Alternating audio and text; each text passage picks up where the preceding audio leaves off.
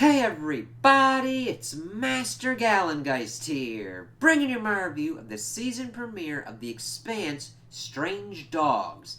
And I overall enjoyed this one.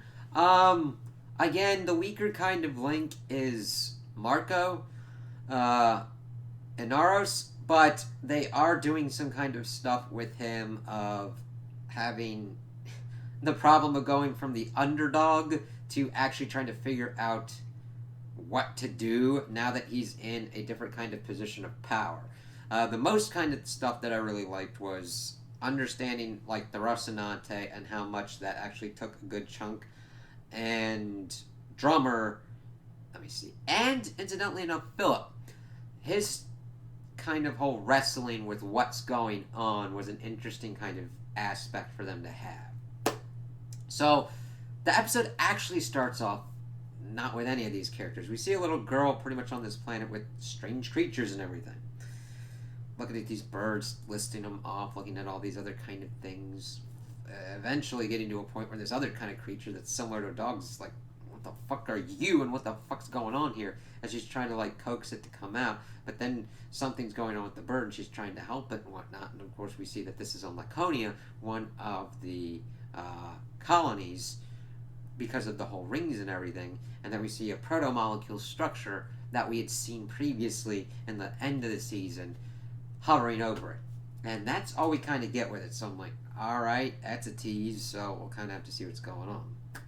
Then we get an interesting kind of news spread of what's pretty much been going on with Earth, that more impacts have been like happening, severely affecting the biosphere of the Earth, and just all the kind of death and destruction that's been going on, but also how they've been able to figure out where certain asteroids are and kind of break them up, even though kind of the chunks also are still hitting the Earth. This just goes to kind of prove that Marco is stupid to have done this. I'm sorry, like the point that I brought up last season is that Earth is a known quantity.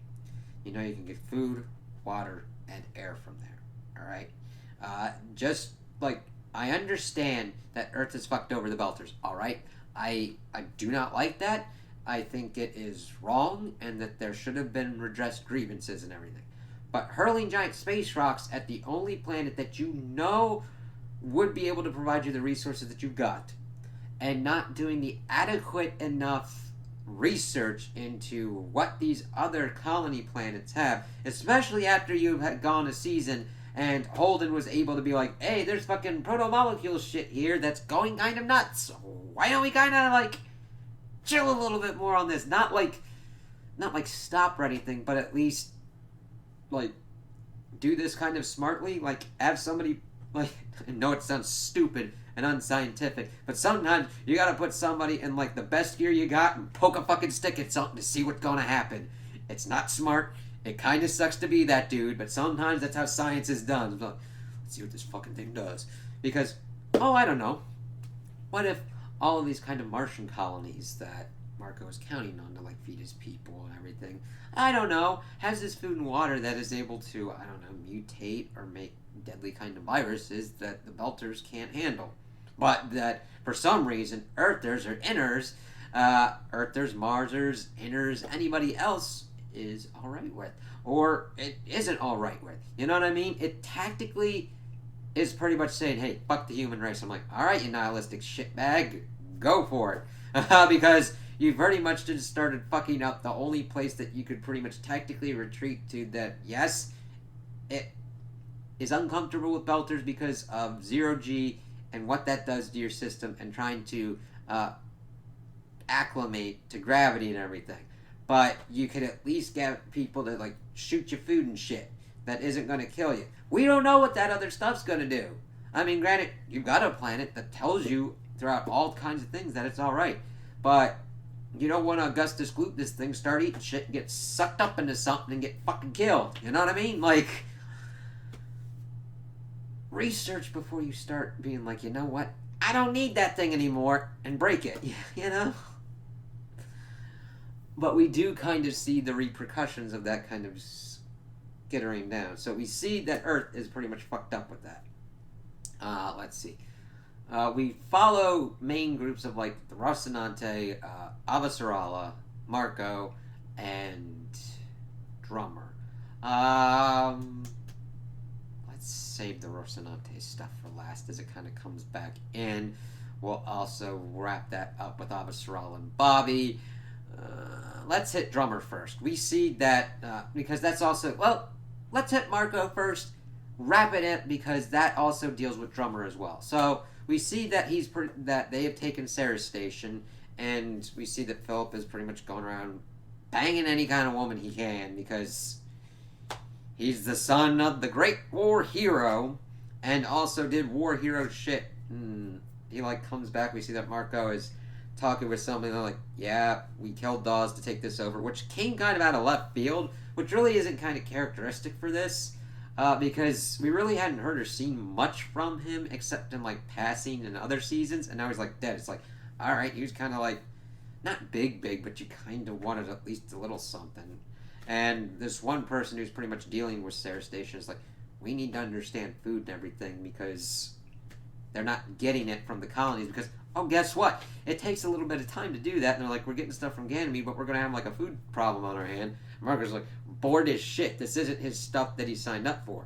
It's kind of interesting because it also kind of reminds me of kind of the problems that you see within the Marvel comics when you see Thor trying to take over for Odin as the Allfather. Why is that? Because Thor's the warrior and doesn't really know much about handling and governing, just like Marco. And you see that he's bored. He's just showing me the spreadsheets or whatnot. And Philip pops up and like, what do we need to do? And it's like, why don't we just keep like doing shit or whatnot? And then Marco does his whole kind of speech. We see that like the Belchers are like, yeah, now you know how it feels like. I'm like, yes, but the thing is, you all are essentially cutting off your nose to spite your face. That does not mean you don't deserve justice. But if your justice is pretty much destroying your pretty much ready supplies of food, that's the definition of fucking around and finding out. And Marco's just like, yeah, whatever. Alright, cool. And we see that their stuff kind of ties in. Also a little bit with the Rocinante stuff, but they're trying to like figure out what's going on with Drummer and all that. And we see that Drummer is dealing with like all the bounty hunters coming after her ass, and her crew is trying their best, but Michio accidentally hits a test kind of thing instead of hitting what she needed to, and they had to lose a ship and blow it up. And the thing is, Drummer talks with one of the rest of the crew, and they're like, Michio's not working. And the thing is, they're a tight-knit group, and they know, like, Drummer doesn't want to do this to Michio, but she pretty much is able to come to the conclusion that they have to drop her off at some place, and of course this hurts Michio greatly with how their kind of whole family dynamic works out. But she's like, we will come back for you. And you do see the pain in Drummer of trying to figure this out because she wants to protect her family as best as possible, but Michio is not ideally suited for a combat scenario. She's too jittery, she's too nervous, and she made a mistake that could have cost the crew. That's not saying she's a bad person, she's not just the right type to be in those kind of scenarios. So it sucks and it hurts, but you see her kind of working that out. We also see that like Philip is going kind of nuts and trying to figure out. His friend is pretty much banking off and using his war hero stuff of doing the whole stuff with the asteroids, and he gets kind of mucked up with that. He's trying to kind of figure out who he is. He also tries to go up and tries to be more involved with everything that Marco is doing. He's like, no, screw that. We're going to do it ourselves. Marco, if he does not see a use for you, he doesn't give a shit about you, really. I mean, if it's like connected to his ego stroking, so normally that would be an interesting kind of character trait. It's just his wins were too easy and didn't come with enough fallout, and I hope that kind of fallout pops up. However, we have 6 episodes here, and we've already got 1. So it's going to be harder to have those kind of fall out in a kind of good time frame and not feel rushed with the pacing. I don't want another fucking Khaleesi genocide moment that just pops up out of nowhere. Not because it couldn't fit, but because the execution of it was dog shit. Alright? I saw this happen with Game of Thrones as that final season. I would hate for that to happen here. Now, I don't have that complete vibe here, but since I already went through it once, I'm always kind of like on an alert. And Marco's stuff hasn't been handled as best as it should, so we'll see how it kind of works out. Alright, so we got the drummer stuff, which didn't take too much, but it was a nice kind of thing to see her and her team do her tactical kind of thing and how to deal with a threat, and that they only have one ship and they do need help. They're trying to figure out a safe port of call and what to do. Hopefully they hook up with the Rocinante or other people like that, and they're able to get more into the story and be useful in taking out Marco, because Drummer's a cool character and she's in an interesting kind of position that I hope just doesn't become like a footnote / weird side story that's just kind of like tacked onto this final season. If you're doing 6 episodes, you gotta be lean as fucking shit, and your plot better be fucking on point. So you're like, alright, cool. Alright, we got those. Let's continue on with Philip's stuff. We do see that he's trying to be more involved, but he is kind of... I don't know if it's stupid or so green newbie that he doesn't know what to do. Because Marco doesn't take him seriously, so he's pretty much just going around banging and wanging. Most of it. We see his friend pretty much using that kind of like by association thing with his whole hero thing, and he's kind of uncomfortable with it. I do like to see him wrestle with using this, because at the one point when they were at the bar discussing like the food stuff going on, which I hope that doesn't become a footnote and actually escalates to something kind of big, he's trying to like hit on this like bar woman, because most of the women that he's been going after has been throwing themselves at him. He gets this one person like, I don't buy your shit, and it sticks in his craw. Because he has someone that's like willing to go with him with his friend in his room, but he's just jittered by the whole war hero thing, and then goes down and wants the woman, and she's like, you know what? She's really not having his shit, and does try and like give him a free drink to like get him away, but he starts throwing the drink at her, shouting that like he's a war hero and shit. His friend comes in like, whoa, what's kind of going on, man? It's like he starts fighting him, and no, granted this is towards the end of the episode, and shoots him. He fucking shoots him, and it just shows that kind of instability that like Marco has as well. It's like, dude, because his friend was like making all kinds of like, yeah, I got like all this leather and stuff like that, and he's like, yeah, that's probably fake. You got duped, man. It's like, nah, I got like one of the last innards thing after we kind of like fuck him over. It's like, yeah, think about that, asshole.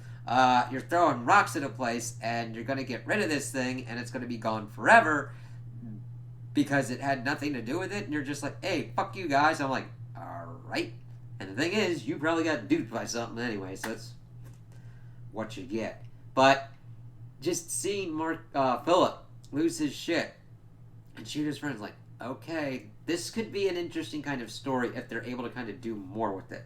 Because at this point, you've got some good kind of potential building blocks with Philip's whole case scenario of his hero worship of his father, the pain of how his mother has left him twice, and how he's trying to reconcile being a war hero with all this kind of stuff of him like kind of failing at that one point, but it's still working out, and what's going on with like the asteroids attacking Earth.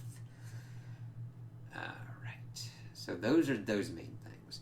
Let us now go to Avasarala's kind of stuff and start with her and then do the whole stuff with the Rocinante. So we do see that Avasarala and Bobby are getting situation reports at like this Mediterranean kind of like farm place, and how the biosphere is getting completely fucked up. With each new successive impact where you get contaminants, it's almost like a nuclear winter because of all the particulates being thrown up into the atmosphere. You got people dying. You have to figure out infrastructure changes because of all these kind of hits and stuff. The main thing is the food, though, because they're in a place that I guess it would be like farming time. She brings up that she was here when the facility was open, and it's like, it's going to be problematic, showing that this has vast repercussions of this kind of attack and what has happened to the Earth in regards to being able to make food and what that is going to mean. Now, Ganymede is also brought up, but Ganymede was fucked up as well during some seasons because of what was going on with the proto-molecule being used and the war between Earth and the UN Earth forces and the Mars forces over Ganymede.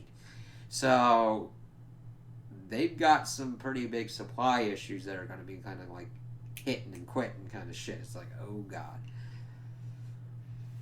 So that's their kind of thing. She, of course, goes up into space to kind of like figure out kind of what's going on. She does kind of get hit by the one reporter that we have seen before, being like, hey, why don't you try and like do this kind of peace treaty or whatnot? And like, granted, I'm a person that's for peace as well. I want you to look at everything that Marco Inaros has done so far and think, what kind of peace is there? Because he said after his initial attack, if you don't stay at Earth, he's just going to keep hurling shit at you. But he just is already keeping hurling shit. And she's like, yeah, I'm not doing... I'm taking him out. Like, unconditional surrender is the only kind of negotiation we're going for here. And, of course, the reporter lady's bringing up, yeah, it's constituents, not subjects. I hope you know the difference. And the thing is, I was like, yeah, they're constituents. And there's the problem that the last one that was voted in, a lot of the chain of command got destroyed and killed because of these attacks. So she understands the balancing act of what's going on. Like, Marco has made it abundantly clear that it's his terms or no terms. And Avasarala's like, alright, bitch, same on you. It's... Avasarala kind of knows what she's going on, and she's pretty much lost her ability to give a shit. Like, she'll do certain kind of things. Bobby was kind of handing off certain other ones, but she was just, like, testing her shit. It's like, alright, fine, whatever. So, at this point, we're kind of, like, paused. Now let's go to the Rocinante. So we see that they're flying through. They don't have Bull, who was in the last season. It seems that they are shuffling around flight duties. Naomi was mainly doing it this one. They have a kind of cool dogfight sequence that they're fighting some of like Marco's forces, and we see tactical stuff going on, and it's really interesting to see them kind of changing up. We see that the Rocinante's crew, while still an effective crew, is trying to overcome the challenges of having lost Alex and getting readout reports of like the machine guns that they've got going. They are able to take out the forces to try and figure out what's going on.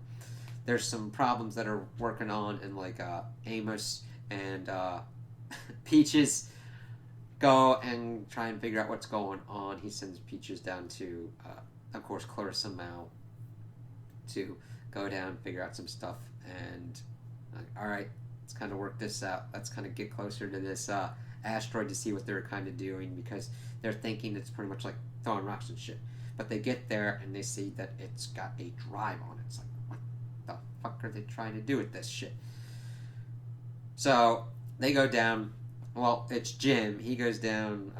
Amos is going around the outside. We see that Naomi sends off a drone to kind of ascertain what's going on with the drive. And it's pretty much just like your typical kind of fast kind of job. You take an engine off of something, you strap it to a rock. Not many bells and whistles to kind of like go along with it.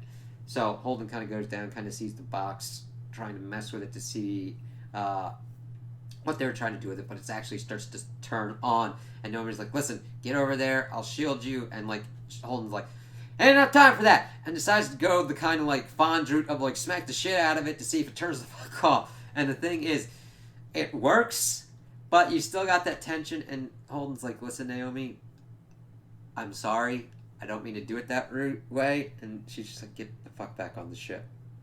Because he's like, listen, I wouldn't have had time, and I'm dumb, and I'm sorry. And it's kind of interesting to see that kind of like thought process and everything, because let's put it to you this way. If you're next to an engine like that usually uses kind of like the nuclear fusion pellets that they're going for, You're not really gonna outrun that shit. So you pretty much best bet is to try and smack the shit out of whatever is able to like power it or turn it on or sending it signals and shit. And I don't say that lightly. That's the dumb smart thing to do. Like, I need to stop this before I die. So please God help me now, kind of effect. So yeah, and they're able to get the kind of stuff off. We get some more kind of nice character interactions going on. We see that Amos has a good rapport with Peaches and that she's learning and doing well. And it's really kind of cool because before that whole thing going on, he's like telling her what to do and everything. She's like, yeah, I get that. I understand how to do that. And like, yeah, I know you do. But it's that repetition and that checking. He's not doing it to be an asshole. He's doing it just to make sure that he's heard and that she's kind of thinking about it. And they kind of get back after doing all that kind of stuff. And he's like, yeah, you go off and eat, and I'll join you in a minute.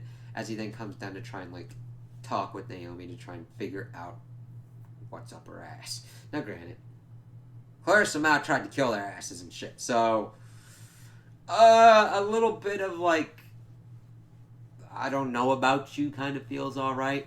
But the thing is, they start hitting on each other with all the kind of stuff because he made what she thought was just like, yeah, you made the decision for everyone. It's like, yeah, you've done that a lot too.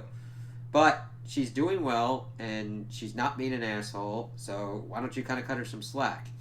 And I like that Amos hit her back because when we began this story, he followed her without question. Now, he understands that they're equals and that he's doing his own kind of thing, and he has let other people kind of like help create his kind of moral compass. And a great kind of growth bit is him having that moral compass and actually trying to use it to help someone else, like Clarissa Mao, because he sees himself kind of in her as well.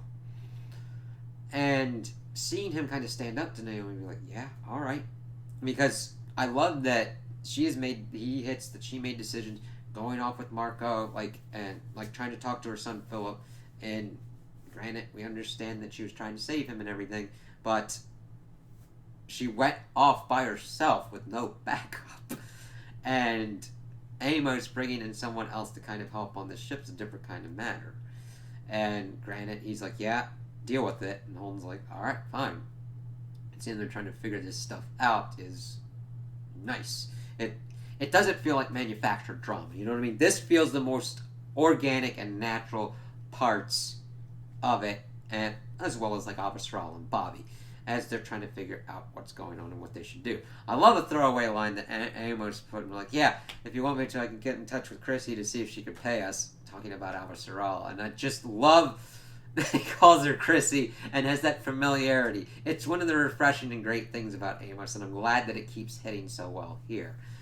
And they're just trying to figure out all this shit. They're like, all right, what is Marco trying to do? And they got this stuff out, and we learn later on that it's getting some signals from pretty much a cloaked ship, the Azure Dragon, going around the solar system.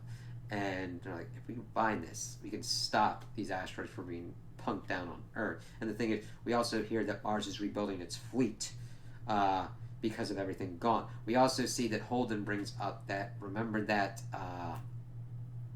device that was able to stop the proto-molecule? They see one of the Martian ships kind of disintegrating. And the thing is, Amos is like, listen, I stayed because of you, all right? Because I didn't want to abandon you.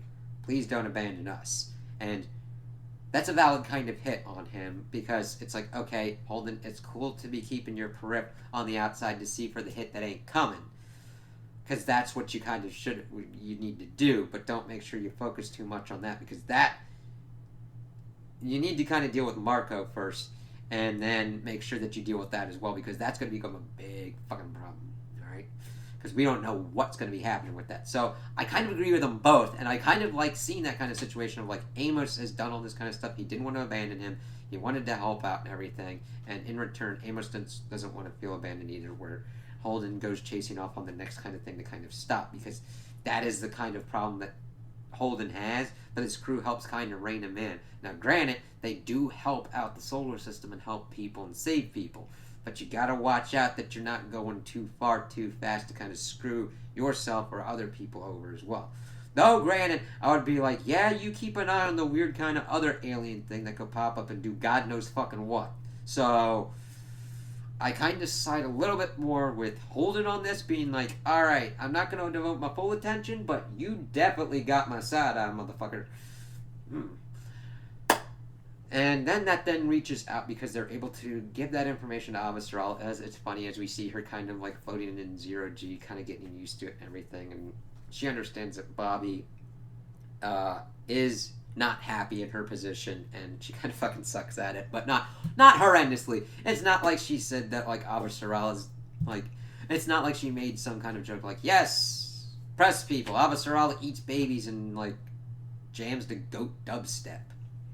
And then having to deal with those kind of headlines while asteroids are literally raining from the sky and shit. It's like, she doesn't like having to deal with this kind of aspect because she's a Marine. She's a soldier. She wants to be doing shit, and that makes fucking sense. So she's like, hey, the Rocinante was able to find this.